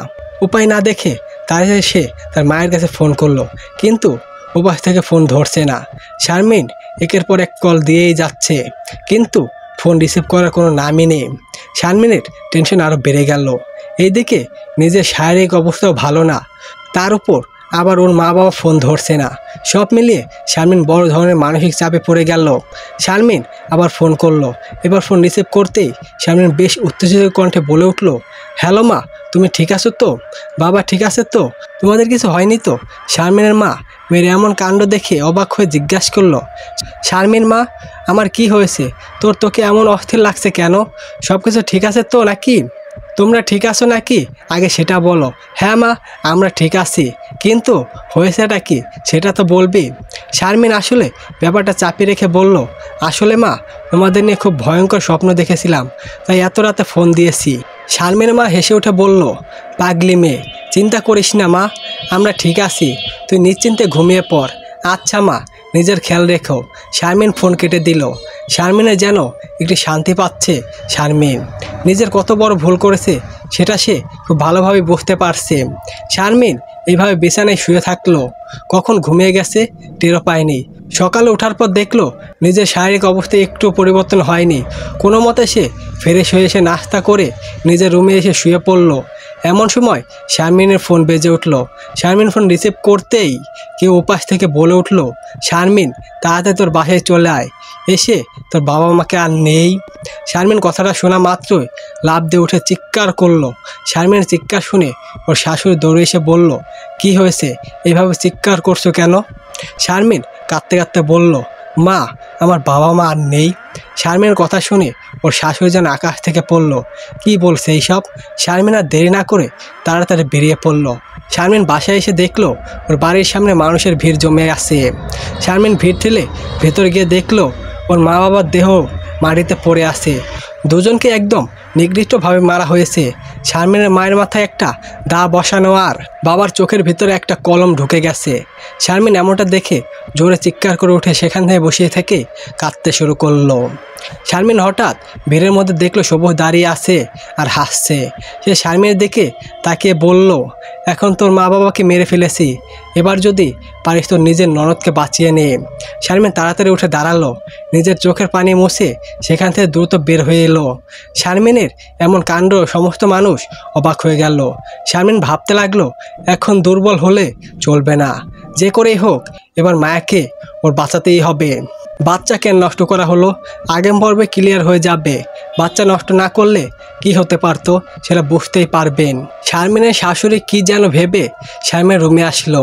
তারপর তিনি শারমিনের বিছানার উপরে একটা বই দেখলো। বইটা বেশ পরিচিত মনে হলো ওনার। তিনি গিয়ে সেই বইটা হাতে নিয়ে চমকে উঠলেন। শারমিনের শাশুড়ি মনে মনে বললেন, এই অভিশাপ বই এখানে কি করছে? শারমিন আবার এটা সাহায্য কিছু করেনি তো? তিনি আর কোনো কিছু না ভেবে বইটা সেখানে রেখে চলে গেলেন। শারমিন দেরি না করে মায়ার কলেজের দিকে যেতে লাগলো। শারমিন মায়ের কলেজের সামনে আসতেই দেখলো মায়া ফোনে কথা বলতে বলতে রাস্তা পার হচ্ছে, আর ওইদিকে দ্রুত একটা ট্রাক এগিয়ে আসছে। শারমিন চিৎকার করে বলল, মা সরে যাও। শারমিনের চিৎকার শুনে মা সরে যাবে তার আগে ট্রাক এসে ওকে ধাক্কা মেরে চলে গেল। মা দূরে গিয়ে ছিটকে পড়ল। শারমিনের চিৎকার করে মায়ের কাছে গিয়ে দেখলো মা রক্তাক্ত শরীর পড়ে আছে। তখন কয়েকজন লোক মিলে মাকে হাসপাতাল নিয়ে গেল। হাসপাতালে আনার পর মাকে অপারেশন থিয়েটারে নিয়ে যাওয়া হলো। শারমিন বাইরের চেম্বারে বসে আছে। এমন সময় জিনে এসে বলল, কি ব্যাপার শারমিন, তুমি এখানে বসে আছো কেন? আসলে আপু, আমার ননদ মায়ের অ্যাক্সিডেন্ট হয়ে গেছে। কিভাবে এইসব হলো? শারমিন জিনাকে ওর মা বাবার মৃত্যু সহকারে সব কিছু বলে দিল। সব শুনে জিনিয়া বলল, আচ্ছা তুমি চিন্তা করো না, আমি দেখছি রহিম কবিরাজের সাহায্য কিছু করতে পারি কি না। যদি কোনো প্রয়োজন হয় তাহলে আমায় বলো, কেমন? আচ্ছা আপু। জিনিয়া চলে গেল। শারমিন রিসেপশনে গিয়ে ওর শাশুড়িকে ফোন করে মায়ের অ্যাক্সিডেন্টের ব্যাপারে জানিয়ে দিল। একটু বাদে শারমিনের শাশুড়ি কাঁদতে কাঁদতে হাসপাতালে এসে বলল, আমার মেয়ে সব কী করে হলো শারমিন, আমার জন্য। তখন শারমিনের শাশুড়ির কান্না থামিয়ে শারমিনের অবাক হয়ে বলল, মানে কি বলছো তুমি? তখন শারমিন মনের মধ্যে আর কোনো কথা চাপিয়ে রাখতে পারলো না। প্রথম থেকে সব কিছু শারমিনকে বলে দিল। সব শুনে শারমিনের শাশুড়ি যেন বাকরুদ্ধ হয়ে গেল। শারমিন কাঁদতে কাঁদতে বলল, আমি অনেক বড় অন্যায় করে ফেলেছি মা, যার শাস্তি আজ আমার বাবা মা পেয়েছে, মায়া পেয়েছে। এসব কিছুর জন্য আমিই দায়ী। শারমিনের শাশুড়ি ওর মাথায় হাত রেখে বলল, এসব বলো না মা, আমি জানি তুমি এইসব ইচ্ছা করে করো না, পরিস্থিতির শিকার হয়ে এইসব করেছো। আসলে ভুলটা আমারই ছিল। শাওনের ব্যাপারে এইসব জেনে শুনে তোমার সাথে বিয়ে দিয়েছি, তা না হলে আজ হয়তো এমন হতো না। শারমিন কেঁদেই চলছে। তখন ওর শাশুড়ি শারমিনের চোখের পানি মুছে দিয়ে বলল, কান্না করো না মা, আমার ছেলের দায়ী এইসবের জন্য। কারণ আজ যদি সে তোমার সাথে এমন না করতো তাহলে এমন দিন দেখতে হতো না। শাওন যা করেছে তোমার সাথে ও নিজের সাথেও এমনটাই ঘটছে। আমার ছেলে হয়ে সে এইসব করবে ভাবতেও পারেনি। নিজের বউ রেখে এইসব পাপ করলে পাপের শাস্তি পেতেই হবে। কিন্তু মা, আমি তো অনেক অন্যায় করে ফেলেছি মা। আপনারা চাইলে আমার যে শাস্তি দেবেন আমি সেটাই মাথা পেতে নেব। না মা, তোমার কোনো শাস্তি পেতে হবে না। এইসবের জন্য আমরাও দায়ী, কারণ আমাদের উচিত ছিল ওই বইটা সেই সময় ওই কবিরাজের সাহায্যে পুড়িয়ে ফেলা, কিন্তু আমরা সেটা করিনি। বইটা পুড়িয়ে ফেললে হয়তো এমনটা হতো না। শারমিন অবাক হয়ে জিজ্ঞাসা করলো, মানে এমন কিছু কি আগেও হয়েছিল? তোমার শ্বশুর পিশাচ বশ করতে চাইছিল, কিন্তু এর জন্য শাওনকে বলে দিতে হতো। সেটা যখন তোমার শ্বশুর দিতে রাজি হয়নি, তখন ওই পিশাচ আমাদের পিছনে পড়ে। তখন কবিরাজের সাহায্যে আমরা সেটাকে তাড়াই। ও বুঝলাম। শারমিন আর কিছু বলল না। এমন সময় ডাক্তার বের হয়ে এসে জানালো মায়া এখন ভালো আছে, তেমন ভয়ের কিছু নেই। শারমিন তখন ওর মা বাবার বাড়িতে ফিরে আসলো। পুলিশ শারমিনের বাবা মায়ের খুনের তদন্ত করছে। শারমিনকে দেখে এক পুলিশ অফিসার এগিয়ে এসে বলল, আপনার বাবা মাকে কে খুন করতে পারে? আপনি কি কাউকে সন্দেহ করেন? আমি জানি খুন কে করেছে। জানেন আপনি? তাহলে বলুন কে খুন করেছে? একটা পিশাচ, যে আমার থেকে প্রতিশোধ নেওয়ার জন্য আমার বাবা মাকে খুন করেছে। কেউ উল্টোপাল্টা কথা বলছেন, আমি ঠিক কথাই বলছি। এক ভয়ঙ্কর পিশাচ আমার মা বাবাকে খুন করেছে। পুলিশ বিরক্ত হয়ে বলল, আপনার মাথা খারাপ হয়ে গেছে। আশেপাশে লোকজন বলা বলি করতে লাগলো। মা বাবা দুজনেকে একসাথে মরতে দেখে শারমিনের মাথা খারাপ হয়ে গেছে। শারমিন চুপ করে একদম বসে আছে। সকাল থেকে এখন পর্যন্ত কোরপেটে এক ফোঁটাও দানা পানি পড়েনি। তার উপর শারমিনের শরীর প্রচণ্ড রকম খারাপ, শরীর তেমন শক্তি নেই। অসুস্থ শরীরের ওপর কত ধকল গেল, কীভাবে এইসব সামলে গেল একমাত্র শারমিনই সেটা জানে। বাবা মায়ের সাথে কত আনন্দের সময় কাটছিল, সেই সব স্মৃতি বারবার শারমিনের চোখের সামনে ভেসে উঠছে। খুব কষ্ট হচ্ছে ওর, চোখ থেকে টপ টপ করে পানি গড়িয়ে পড়ছে। শারমিনের মা বাবার দাফন হয়ে গেল। শারমিন বাসায় চলে আসলো। পুলিশ এখন ওর মা বাবার খুনের তদন্ত করছে। একসময় খুনের কোনো সন্ধান না পেয়ে হয়তো কেস বন্ধ করে দিবে। রাতের বেলা শারমিন ওর রুমে শুয়ে আছে। মা বাবার কথা ভেবে খুব কষ্ট হচ্ছে ওর। সে সাথে নিজের কর্মকাণ্ডের জন্য অনুশোচনা হচ্ছে। সে একাকিত্ব কাটানোর জন্য সঙ্গী চেয়েছিল, আর আসছে তার পরিবর্তে নিজের আপনজনের মৃত্যু দেখল। সব শারমিনের কর্মকাণ্ডের ফল। এমন সময় শারমিনের রুমে কালো ধোঁয়ার মতো কিছু প্রবেশ করতে লাগলো। শারমিন ভয়ে উঠে বসলো। আস্তে আস্তে সেই ধোঁয়া এক জায়গায় হয়ে একটু কুচকুচে কালো মানুষের পরিণত হলো। শারমিন চেহারা দেখে প্রচুর ভয় পেয়ে গেল। মুখ একদম কুৎসিত, সাদা রঙের, বিশাল বড় দুইটা দাঁত বের করে আসে, চোখে লাল টকটক, শরীরে শূন্যই ভাসছে। শরীর থেকে ধোঁয়ার ন্যায় বের হচ্ছে। কেমন যেন একটা পোড়া গন্ধে শারমিনের নাকে ভেসে আসতে লাগলো। শারমিন কাঁপা কাঁপায় গলায় বলে উঠল, কে তুমি? আর এখানে কি চাও? এত তাড়াতাড়ি আমায় ভুলে গেলে? তুমি সবুজ, এটা তো চিনতে পেরেছ। আর আমার সন্তানকে হত্যা করলি কেন বল? শারমিন ভাবতে পারছে না যে সে এতদিন একজন ভয়ঙ্কর পেশাদের সাথে এইসব করেছে, যার শাস্তি সে খুব ভালোভাবেই পাচ্ছে। এতদিন সে একজন সুস্বাদু যুবকের বেশ ধরে আসতো, আজ ওর এমন ভয়ঙ্কর রূপ দেখে শারমিন হাত পা কাঁপতে শুরু করলো। শারমিন বলল, আমি কোনো পেশাদের সন্তানের মা হতে চাই না। যদি এই সন্তান আমি পেতাম, তাহলে খুব সহজেই আমি মানুষের সাথে মিশে যেতে পারতাম, আর ইচ্ছা মতো নিজের শক্তিকে কাজে লাগিয়ে নিজেদের বংশ বিস্তার করতে পারতাম। একের পর এক মানুষের পেটে পিশাচের জন্ম দিতাম। মানুষের পেটে এখন পর্যন্ত কোনো পিশাচের জন্ম নেয়নি বলে আমরা এখনও মানুষের হয়ে কাজ করতে হয়। এইবার সুযোগ এসেছিল, কিন্তু তুই আমার সফল হতে দিলি না। তাহলে আমি বাচ্চা নষ্ট করে বেশ ভালোই করেছি। বাচ্চাটা পিসির পেতে আসলে না জানি তুই কত ভালো মেয়ের সর্বনাশ করে ফেলতি। তোর শত্রুতা আমার সাথে। তুই আমার মা বাবাকে মারলি কেন? তোকে বুঝিয়ে দিলাম, আপনজন মারার কষ্ট তোর জীবনে আর খারাপ সময় আসবে, প্রস্তুত হয়ে নে। এই বলে সে প্রচণ্ড রেগে গেল, আর ওর বড় বড় নখের হাত দিয়ে শারমিনের গলার একপাশে জোরে আছড় মারল। শারমিন তখন চিৎকার করে পড়ে গেল। শারমিনের চিৎকার কেউ শুনতে পেল না, কারণ ওর শ্বশুর শাশুড়ি হাসপাতালে মায়ের কাছে আছে। শারমিন ওর গলায় প্রচণ্ড যত্ন নেয় ছটফট করছে, গলা হতে রক্ত বের হতে শুরু করছে। এদিকে শারমিনের শাশুড়ি শাওনকে ফোন দিয়ে মায়ের ব্যাপার সব বলল, এমনকি শারমিনের সাথে কি কি ঘটেছে সব বলে দিল। সব শুনে শাওনের মনে অনেকটা খারাপ হয়ে গেল। শাওন ওর মাকে বলল, আচ্ছা মা, শারমিন এখন কোথায় আছে? বাড়িতে আছে। আমার তোকে নিজের ছেলে ভাবতেও ঘৃণা হচ্ছে।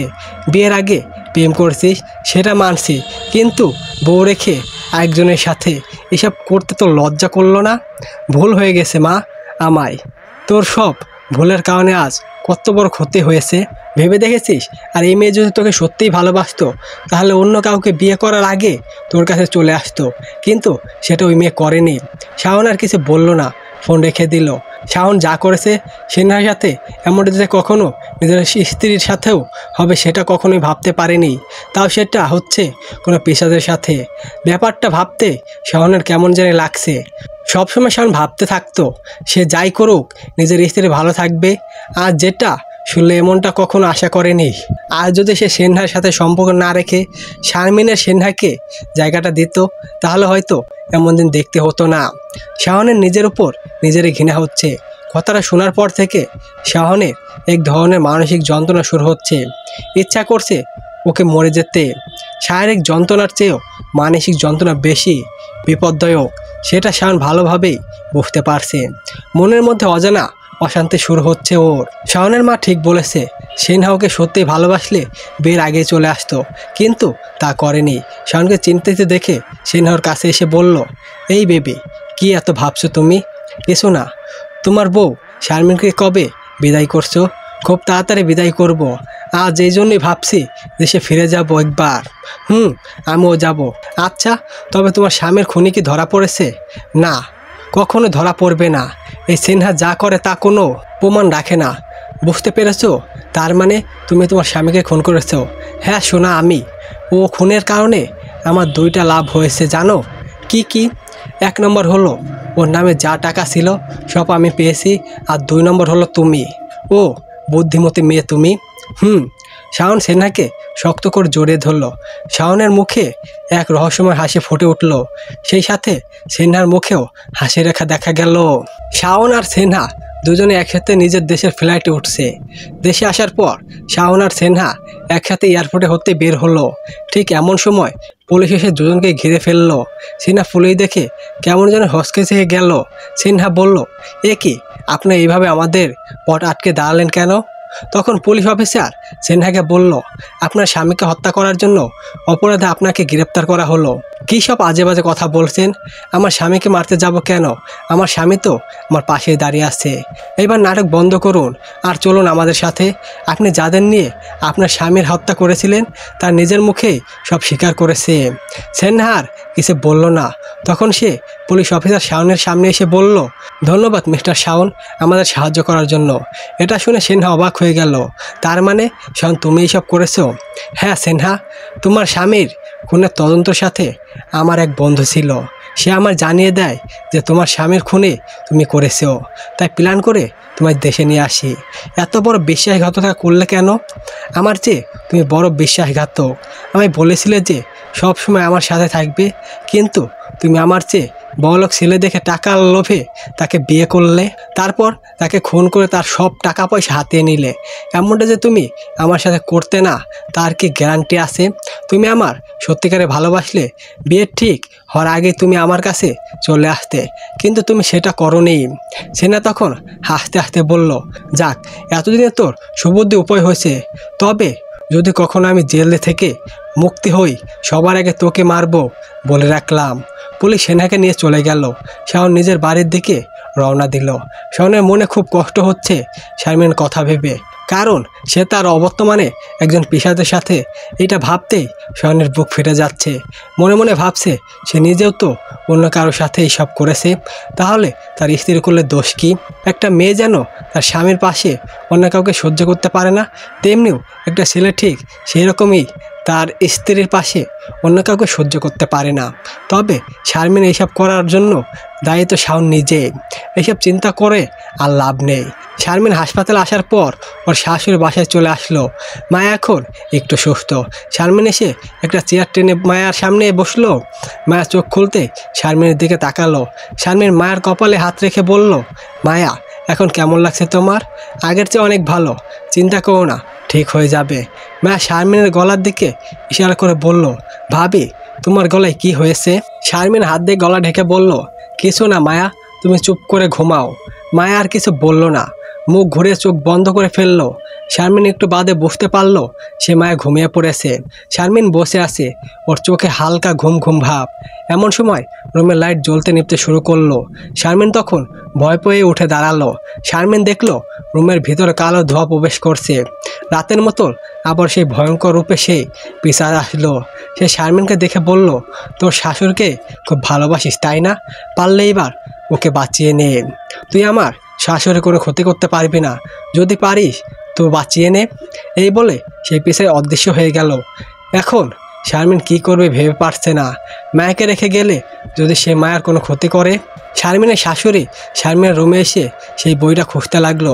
বইটা খুঁজে বের করার পর তিনি ভাবছেন আজ এই বইটা তিনি জ্বালিয়ে দেবেন, যাতে এই পরিবারে কেউ এই ভুলটা না করে। শারমিনের শাশুড়ি বই আগুন লাগিয়ে দিলেন। এমন সময় রুমে জোরে বাতাস বইতে শুরু করলো। বাতাসের কারণে বইয়ের আগুন নিভে গেল। রুমের ভিতরে জানালা দিয়ে সেই কালো ধোঁয়া প্রবেশ করলো। শারমিনের শাশুড়ি ভয়ে চোখ বড় বড় করে ফেললো। হঠাৎ সেই ধোঁয়ার ন্যায় এক পিছাচ শারমিনের শাশুড়ি আঘাত করলো। তিনি ছিটকে গিয়ে রুমের এক কোণায় পড়লেন। ব্যথায় চিৎকার করতে লাগলেন। ওই পিছাচ নিজের বড় বড় নখ বের করে শারমিনের শাশুড়ির দিকে এগিয়ে আসতে লাগলেন। এমন সময় সে শারমিন এসে ওর শাশুড়ির সামনে দাঁড়ালো। শারমিন বলল, ওনার গায়ে আর একদম হাত দিবি না। তখন সে পিছাচ রেগে গিয়ে শারমিনের গলা চেপে ধরলো, ওকে শূন্যে ভাসিয়ে তুললো। শারমিনের গলার ভিতরে সেই পিছাচের নখ ঢুকিয়ে গেল। শারমিন ভাঙ্গা গলায় বলতে লাগলো, মা আপনি সরে যান এখান থেকে, তোমায় রেখে আমি যাব না, দয়া করে চলে যান, আমায় শাস্তি আমায় পেতে দিন। শারমিনের শাশুড়ি কাঁদতে লাগলো। তিনি কি করবেন ভেবে পারছেন না। ঠিক সেই পিছাচ শারমিনের ড্রেসিংয়ের টেবিলের দিকে ছুঁড়ে মারল। ড্রেসিং টেবিলের কাছের সঙ্গে বাড়ি লেগে কাঁচ ভেঙে শারমিনের পেটের মধ্যে ঢুকে গেল। শারমিন কেমন যেন ককড়িয়ে উঠল। কাঁচ ভেঙে মাটিতে পড়ে আছে। শারমিন কোনো মতো উঠে দাঁড়ালো। পায়ের মধ্যে কাছে ঢুকে গেছে ওর। সেই পিছাচ শারমিনের কাছে এসে ওর নখগুলো পেটে ঢুকিয়ে দিতে যাবে। এমন সময় সে পিছাচের গায়ে কী যেন একটা পড়তেই সে ভয়ঙ্কর চিৎকার দিয়ে শারমিনকে ছেড়ে দিল। শারমিন সেই কাছের মধ্যে আবারও পড়ে গেল। হাত পা ভাঙ্গা কাঁচ ঢোকানো। শারমিন ওই অবস্থায় তাকে দেখে রহিম কবিরাজ আর জিনিয়া এসেছে। রহিম কবিরাজ কী যেন পড়ছে আর ওর হাতে থাকা পিতলের জগ থেকে পানি ছিটিয়ে পিছাচের দিকে ছুঁড়ে মারছে। জিনিয়া তাড়াহুড়া করে শারমিনের কাছে চলে এলো। তখন কবিরাজ বলল, জিনিয়া তুমি বইটা আগুনে লাগিয়ে দাও, আমি ততক্ষণ এই দিকটা দেখছি। জিনিয়া তাড়াতাড়ি বইটা হাতে নিল। শারমিনের শাশুড়ি গ্যাসলাইট টেনে আগুন লাগিয়ে দিল। কবিরাজ জোরে জোরে কী সব পড়তে লাগলো। তারপর বলল, এই বই পিছাচের দিকে ছুঁড়ে মারো। জিনিয়া কথা মতো তাই করলো। আগুন সহ বইটা পিছাচের গায়ে লাগতেই সে জোরে ভয়ঙ্কর চিৎকার করে উঠল আর সাথে সাথে পুরো ছাই হয়ে গেল। অবশেষে সব কিছু শান্তি হলো। জিনিয়া আর কবিরাজ রহিম শারমিনকে ধরে তুলতে লাগলো। এমন সময় শারমিন বাড়ির ভিতরে আসলো। সে রুমে এসে শারমিনকে পড়ে থাকতে দেখে দৌড় ওর কাছে চলে এসে শারমিনকে ডাকতে লাগলো, কিন্তু ওর কোনো সারা শব্দ নেই। শারমিনের সারা শরীর রক্তে ভেসে যাচ্ছে। শারমিন জ্ঞান হারিয়েছে। দেরি না করে শাওন শারমিনকে কোলে তুলে গাড়িতে করে হাসপাতালের দিকে রওনা দিল। জিনিয়া শারমিনের ক্ষতগুলো পরিষ্কার করে দিল। কয়েক ঘন্টা পর শারমিনের জ্ঞান ফিরল। শারমিন চোখ খোলার পর দেখলো শাওন ওর সামনে বসে আছে। ওর পাশে শারমিনের শাশুড়ি আর দাঁড়িয়ে আছে। শারমিন রাগে মুখে ঘুরিয়ে নিল। শাওনও শারমিনের হাত চেপে ধরল। তখন শারমিন শাওন থেকে হাত ছাড়িয়ে নিয়ে বলল, কেন এসেছো? নিজের প্রাক্তনের কাছে ফিরে যাও। শারমিন, আমি আমার ভুল বুঝতে পেরেছি। আজ তুমি যা করেছো এসবের জন্য আমিই দায়ী। আমার উচিত হয়নি তোমায় ছেড়ে বিদেশে যাওয়া। আমি কি কখনো তোমার কাছে লাখ টাকা চেয়েছিলাম? শুধুমাত্র চেয়েছিলাম সময়টুকু তুমি আমার পাশে থাকো। কিন্তু তুমি আমার ছেড়ে বিদেশে চলে যেতে চাইলে তখন আমি বাচ্চা নেওয়ার কথা বলি, যেন আমি তাকে নিয়ে সবসময় ব্যস্ত থাকতে পারি। কিন্তু না, তুমি সেটাও রাজি হলে না। এমনকি বিদেশে যাওয়ার পর আমার সাথে ঠিকমতো কথাও বললে না। সামান্য একটু কথা বললে কি এমন হতো? হ্যাঁ, আর কথা বললে কি করে? তুমি তো তোমার ভালোবাসার মানুষের সাথে ছিলে, মন চাইতো ডিভোর্স দিতে, কিন্তু একজন ডিভোর্সি মেয়েকে সমাজ কেমন চোখে দেখে সেটা খুব ভালোভাবেই জানো। আর মা বাবা আর আমার শাশুড়ি শাশুড়ি আর মায়ের দিকে তাকিয়ে আমি তোমার কাছ থেকে কষ্ট সহ্য করে গেছি, তাহলে তুমি এমন কাজ করলে কেন? জানো, এটা শোনার পর ইচ্ছা করছিল আমি মরে যাই। এমন সময় মা কোনো মতে এসে বলল, ভাই তুই যদি বউ থাকতে এইসব করতে পারিস তাহলে ভাবি পারবে না কেন? ভাবি যা করেছে সব কিছুর জন্য তুই দায়ী। তুই সেনহাকে বলতে পারবি না, তাহলে সেটা বিয়ের আগে বলিসনি কেন? চেহারা সুন্দর দেখে আর লোভে সামলাতে পারিসনি, তাই না? তোকে আমার ভাই ভাবতেও ঘৃণা হচ্ছে। আসলে নিজের কষ্ট হলেও অন্যটা উপলব্ধি করা যায়, যেটা তুই করেছিস। মায়া, তুই কিন্তু বেশি বুঝিস সব সময়। আমরা সবসময় বেশি বুঝি আর তুই কম বুঝিস, তাই না? তো আসলে কেন তোর সেনহাকে ছেড়ে? আসলে সেনহা নিজের ওপর নিজের স্বামীকে খুন করে টাকার জন্য, আর ওকে আমি পুলিশের হাতে তুলে দিই। মরার ভয় সবাই করে, তোরও মনে হয়েছে যে সেনহা যদি তোকেও মেরে ফেলে, তাই না? শাওন চুপ করে আছে। শারমিন উঠে বসলো, নিজের চোখের পানি মুছে বলল, আসলে আমি নিজেই দোষী, স্বামী থাকার পরও এমনটা করেছি। তোমরা সবাই ভালো থেকো, আমি আর কখনো তোমাদের সামনে আসবো না। শাওন শারমিনের কাছে গিয়ে ওর হাত দুইটা চেপে ধরে শারমিনের চোখের দিকে তাকিয়ে বলল, শারমিন, আমি জানি যে তোমায় আমি অনেক কষ্ট দিয়েছি ফেলেছি, আর যা কিছু হয়েছে সব কিছুর জন্য দায় আমি নিজেই। আর এর কিছুটা পরিণত করার জন্য আমি সেনহাকে পুলিশের হাতে তুলে দিয়েছি, যাতে সে আর আমাদের মধ্যে বাধা না হয়ে দাঁড়ায়। আমি অনেক অন্যায় করেছি তোমার সাথে, যারা নিতে পারছি না। প্লিজ আমায় ক্ষমা করে দাও। আর যদি আমি আমার অতীতকে ভুলে তোমাকে নতুন করে ভালোবাসতাম তাহলে হয়তো এমন কিছু ঘটতো না। আমি সব কিছুর জন্য তোমার কাছে ক্ষমা চাইছি। আরেকটা বার আমায় সুযোগ দাও। শারমিন শাওনের কথা ফেলতে পারলো না, চোখের পানি ছেড়ে দিয়ে সে শাওনকে জড়িয়ে কাঁদতে লাগলো। শারমিনের কান্না যেন কিছুতেই থামছে না, শাওনের চোখ থেকেও পানি পড়ছে। শারমিন কাঁদতে কাঁদতে বলল, আমায় তুমি ক্ষমা করে দিও। আমি এইসব করে তোমার সাথে অন্যায় করে ফেলেছি। আমার অন্যায়ের কাছে এটা কিছুই না শারমিন। তুমি আজকের পর থেকে সব ভুলে যাও। আমায় ছেড়ে আর কোথাও যাবে না তো? না পাগলি, কোথাও যাব না। সব কিছুর জন্য সরি। শারমিন আর কিছু বলল না, শাওনের থেকে নিজেকে ছাড়িয়ে নিল। শাওন হাত দিয়ে শারমিনের চোখে পানি মুছে দিল। তখন শারমিনের শাশুড়ি বলল, ওই অভিশাপ বইটা না থাকলে হয়তো আজ এমন কিছু হতো না। আসলে শাওন নিজে যেমনটা করেছিল তোর সাথে তেমনটাই হয়েছে। শাস্তি দুজনেই পেয়েছিস। মনে রাখবি যে অবৈধ কোনো কিছুর কখনো শাস্তি বয়ে আনে না, অশান্তি ছাড়া। শাওন আর শারমিন দুজনেই চুপ করে থাকলো। সেই দিন বিকেলে শাওন শারমিনকে নিয়ে বাসায় আসার পর পুলিশ এসে শাওনকে গ্রেপ্তার করে। শাওনকে গ্রেপ্তার করার কারণ হলো সেনা শাওনের নামে অভিযোগ করে যে তার স্বামীর খুনের সাহায্য শাওনের হাত আছে। শাওনের কথায় সে তার স্বামীকে হত্যা করেছে। এরপর পুলিশ আবার প্রথম থেকে তদন্ত শুরু করে, কিন্তু শাওনের বিরুদ্ধে কোনো প্রমাণ খুঁজে পায় না। কারণ সেনহার বিয়ের পর শাওনের সাথে ওর আর কোনো যোগাযোগ হয়নি, না সরাসরি না ফোনে। একদম দেখা হয় সেনার স্বামীর মৃত্যুর পর, আর এই কারণে শাওন নির্দোষ প্রমাণ হয়। এইসব সেনহা একসময় নিজেই স্বীকার করে। তারপর এই তদন্ত শেষ হতে গিয়ে শাওনের প্রায় 6-7 মাস জেলে কাটাতে হয়। শাওনের সেই সময়টা মনে হচ্ছিল এক একটা দিন যেন এক একটা বছরের মতো মনে হচ্ছে। শারমিন প্রায় প্রতিদিনই শাওনের সাথে দেখা করতে যেত। কেউ কারোর সাথে তেমন কথা বলতে পারতো না, কেবল দুজনের চোখের থেকে পানি পড়তো। আর একজন আরেকজনের কাছে নিজের ভুলের জন্য ক্ষমা চাইতো। একসময় শাওন মুক্তি পেল। শাওন নিজের কৃতকর্ম সাজা পেয়েছে, শারমিনও তার কৃতকর্ম সাজা পেয়েছে। এরপর শারমিন আর শাওন দুজনে সুখে সংসার করতে শুরু করলো। পরে মায়ের সাথে ওর ভালোবাসার মানুষ রাহিমের বিয়ে হয়েছে। অতীতের কথা ভেবে শাওন ও শারমিন কেউ কষ্ট পায় না। শাওনের দোষ বেশি, কারণ শাওন যদি কখনো শারমিনের সাথে অবহেলা না করতো তাহলে শারমিন কখনোই দোষী হতো না। শারমিনের ওই বইয়ের সাহায্যে সব করার আগে পরিণতির কথা ভাবা উচিত ছিল, তাহলে হয়তো শারমিনের মা বাবাকে মরতে হতো না। শাওন শারমিনকে যদিও একটু সময় দিত আর ওই বইটা না থাকতো তাহলে এইসব কিছুই হতো না। সমাপ্ত। গল্পটা কেমন লাগলো জানাবে।